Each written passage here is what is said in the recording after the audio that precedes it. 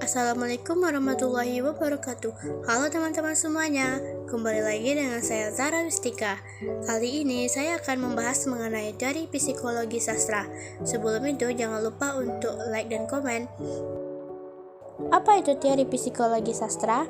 Psikologi berasal dari bahasa Yunani yaitu physio yang berarti jiwa dan logos yang berarti ilmu.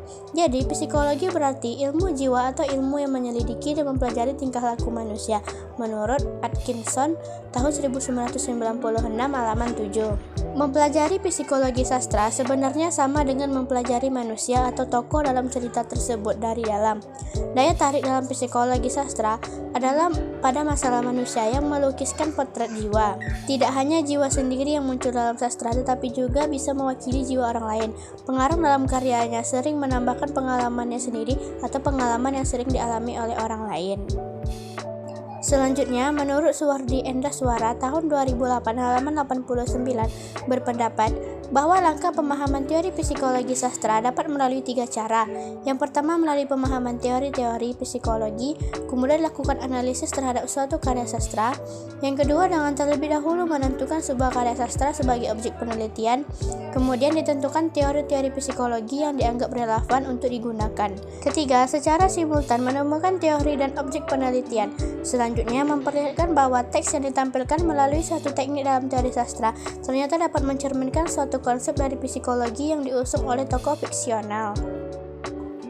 Ada 3 cara yang dilakukan untuk memahami hubungan antara psikologi dengan sastra, yaitu A. Memahami unsur-unsur pengarang sebagai penulis, B. Memahami unsur-unsur kejiwaan para tokoh, C. Memahami unsur-unsur kejiwaan para pembaca. Selanjutnya, mari kita kaitkan teori psikologi ini dengan novel Berteman dengan Kematian karya Sinta Ridwan. Emosi tokoh utama yaitu pemaparan baik itu emosi positif dan emosi negatif pada tokoh utama dalam novel. Yang pertama, emosi positif gembira, seperti cuplikan kata tok tok tok, tiba terdengar suara ketukan di kaca jendela. Lalu suara lelaki yang begitu akrab di telingaku, terdengar memanggil-manggil namaku. Aku segera menghambur keluar dan membuka pintu. Ternyata kekasihku. Adakah yang lebih menggembirakan dan membahagiakan selain kehadiran orang tercinta ketika kita sedang merindukannya? Emosi rasa gembira dalam diri seseorang timbul karena adanya stimulus dari luar seseorang. Kemudian stimulus itu akan menyebabkan terjadinya respon. Berdasarkan kutipan di atas, Sinta mendapatkan kejutan dari kekasihnya. Fuad memberikan kejutan kepada Sinta dengan mendatangi Sinta di tengah malam untuk mengucapkan selamat berhari jadi. Berbagai kejutan dari Fuad inilah yang menjadi stimulus emosi rasa gembira Sinta. Sinta tersenyum dan memeluk kekasihnya sebagai respon emosi rasa gembira yang ia rasakan. Yang kedua, cinta. Kutipannya, akhirnya ibu memilih sebuah kalung dengan bentuk dan desain yang sederhana. Karena masih ada sisa uang, aku meminta ibu memilih anting. Aku sering kali melihat ibu memakai anting imitasi di telinganya. Bila ada acara keluarga, kasihan, lalu ia memilih anting yang panjang. Aku senang sekali. Air mataku leleh. Air mata bahagia. Apabila ketika ibu memelukku dengan lembut sambil berbisik lirih, terima kasih nak, sungguh aku sangat bahagia, kenangan yang indah dan bahagia. Rasa cinta yang dimiliki Sinta kepada ibunya membuatnya berusaha untuk membuat ibunya senang. Ia seringkali melihat ibunya menggunakan perhiasan imitasi setiap ada acara keluarga. Maka dari itu, Sinta berusaha untuk bisa membelikan ibu perhiasan emas. Ia menyisihkan uang yang didapatkannya dari bekerja untuk membelikan ibunya sebuah kalung sepasang anting. Hal ini sesuai dengan ciri emosi rasa cinta yang dinyatakan oleh Prescott, yaitu orang yang mencintai berusaha melakukan berbagai upaya dan turut membantu orang yang dicintai untuk mendapatkan kebahagiaan, kesejahteraan, dan kemajuan. Selanjutnya, emosi negatif, yaitu takut. Pada kutipan, alasan aku tidak memiliki teman itu karena aku memang tidak mau berteman baik dengan siapapun kecuali karena keadaan.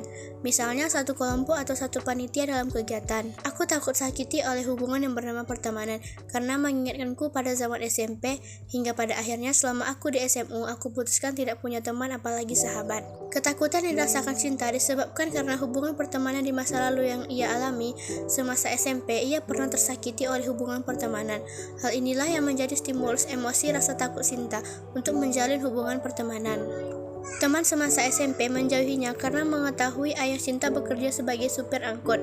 Sejak itulah ia memutuskan untuk tidak mau menjalin hubungan pertemanan dengan siapapun.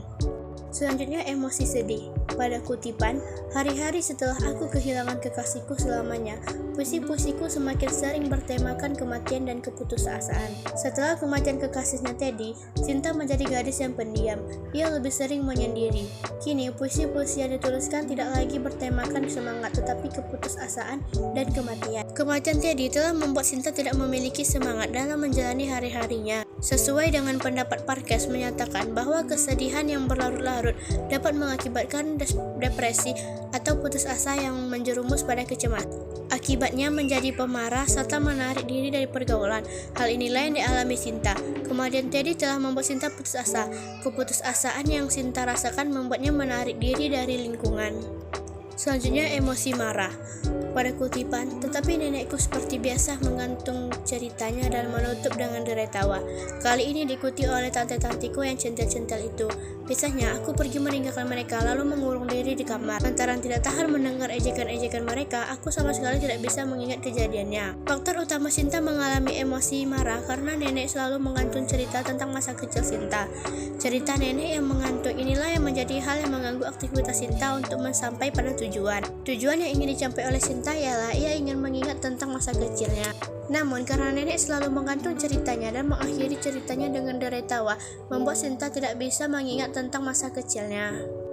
Nah, teman-teman, berdasarkan hasil analisis data terhadap novel Berteman dengan Kematian, karya Sinta Ridwan, dapat disimpulkan bahwa terdapat emosi positif dan emosi negatif dalam novel ini. Emosi positif meliputi emosi rasa gembira dan rasa cinta, sedangkan emosi negatif meliputi rasa takut, sedih, marah. Berdasarkan hasil analisis terhadap novel, emosi negatif lebih mendominasi dari setiap peristiwa yang dialami tokoh utama. Nah, teman-teman, itu tadi adalah penjelasan saya mengenai teori psikologi dan juga novel Berteman dengan Kematian.